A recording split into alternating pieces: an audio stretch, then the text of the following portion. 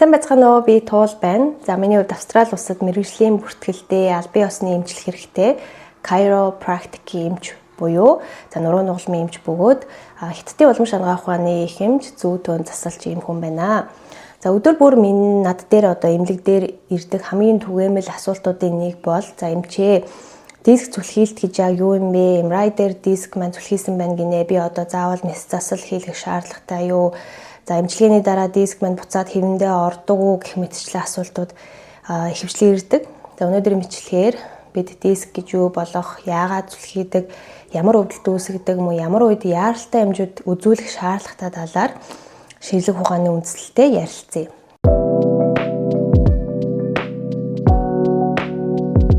Хүний нурууны бүтэц ерөнхийдөө 33 нулам яснаас бүрддэг. Яг бүслэхийн хэсэг маань өөрөө 5 нуламтай. За тэгээ бүслэхийн нурууны маань 5 нулам явж агаад ууцтай нийлээд ууц маань ахар сүлтэйг нийлээд ингээд явдаг гэсэн үг. За тэгэхээр энэ нулам хооронд жиргэвч байдлаар байрлаж идэг зөөлөн идэг бол бид диск гэж нэрлэдэг. Бидрийг ихэвчлэн суух, зогсоох, алхах, гიშгэх үед бидний эргэх энэ тохиолдол хүзүү бүсгийн нуруу илүү ажиллаж идэг учраас энэ үеинүүд өвдөх тохиолдол маш их байдаг.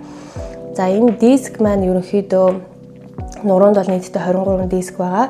За диск маань хоёр үндсэн бүтэцтэй гаднах хатуу ширхэлэг давхраг буюу бүрхүүл хэсэг байдаг. Дотор нь гээ шиг хэсэг бас байдаг гэсэн үг. Тэгээ дискний үндсэн үүрэг маань өөрөө ирж байгаа тэр дөргөлтийг өөртөө шингээж авах, ачааллыг жиг туваарлах, нурууны хөдөлгөөнийг чөлөөтэй байлгах зэрэгтэр үүрэг нь байгаа. Тэгээ жишээ нь алхах, гүйх, үсрэх, юм өргөх болгонд энэ диск ачааллыг өөр дээрээ авч идэг гэсэн үг. Өөрөөр хэлэх юм бол диск бол нурууны амортизатор юм машинаар зүүрлэх юм бол. Тэгээ диск яагаад зүлхийдэг вэ гэхээр олон хүн буруу ойлголттой байдаг. Нэг өдөр хүнд юм өргөөд л миний диск зүлхийчлээ гэж боддог. Гэхдээ ихэнх тохиолдолд энэ маань олон жилийн турш аажмаар явагдсан процесс байдаг. Тэгээ ерөнхийдөө нас ахих тусам дискний усны агуулмж буурж идэг. Үүний улмаас уян хатан чанар нь бас багасдаг гэсэн үг. Тэгээ дээрээс нь удаан хугацаагаар суух, тамхи татах, илүүдэлж дээ давтамжтай буруу ачаал, хөдөлгөөний дутагдал зэрэг энэ хүчин зүйлсүүд нөлөөлдөг. За тэгээ эхлээд тэр гадуур нь байгаа хатуу бүрхүүл эддүүд маань жижиг ан цав үүсдэг. Дараа нь доторх гээл хэсэг маань тэр хэсгээр шахагдаж гарч эхэлдэг гэсэн. Үүнийг бид дискний зүлхийлт гэж нэрлэдэг байгаа.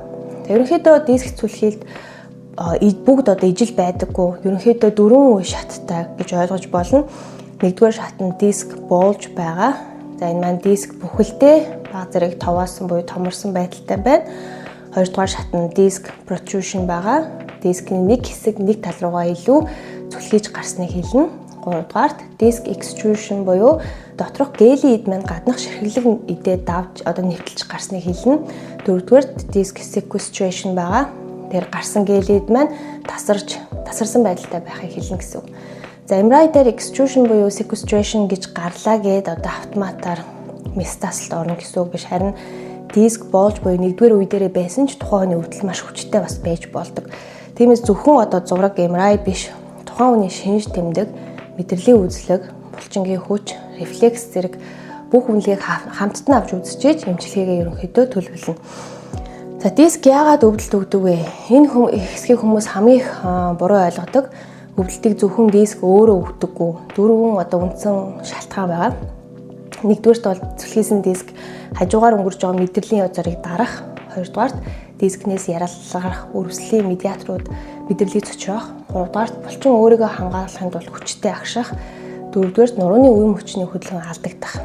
За тиймээс зарим хүмүүсийн MRI хүнд харагддагч бараг бас өвдөлтгүй байх тохиол байдаг. Нөгөө талаар жижиг зүлхийлттэй ч маш хүчтэй бас өвдөлттэй байж болдог. За ийм учраас би зөвхөн MRI биш, үнийг бүхэлд нь үнэлж эмчилгээний төлөвлөгөө гаргадаг гэсэн үг. Ямар үед яаралтай эмчд үзүүлэх шаардлагатай вэ гэхлээр хэрэг тань дараах шинж тэмдэг байгаа бол яаралтай эмнэлэг орох хэрэгтэй гэсэн үг. Нэгдүгээр хөлний булчин мэдгэдэгүүд суларсан, шээсээс өтгөнөө барих чадвар алдагдах, за цав болон суудлын орчим мдэггүй болох, дөрөвдүгээрт хоёр хөл зэрэг хүчтэй мдэггүй болох. За эдгээр маань Cauda-Equine syndrome гэх мэт яаралтай үнэлгээ шаарддаг ноцтой эмэггийн шинж байж болдог учраас яаралтай эмнэлэг орох хэрэгтэй. Долдугаар диск түлхэлттэй үед эмчилгээний зорилго бол зөвхөн өвдөлт намдах биш ээ. За ер нь бол мэдрэлийн тэр дарагдлыг бууруулах, зайг чөлөөлөх, өрөвслийг багасгах, нурууны хэвийн хөдөлгөөнийг сэргээх, core булчин буюу төв булчингийн доктортой байдлыг сайжруулах, за өдөр тутмын хөдөлгөөний хэм маягийг засахад илүү оршдог.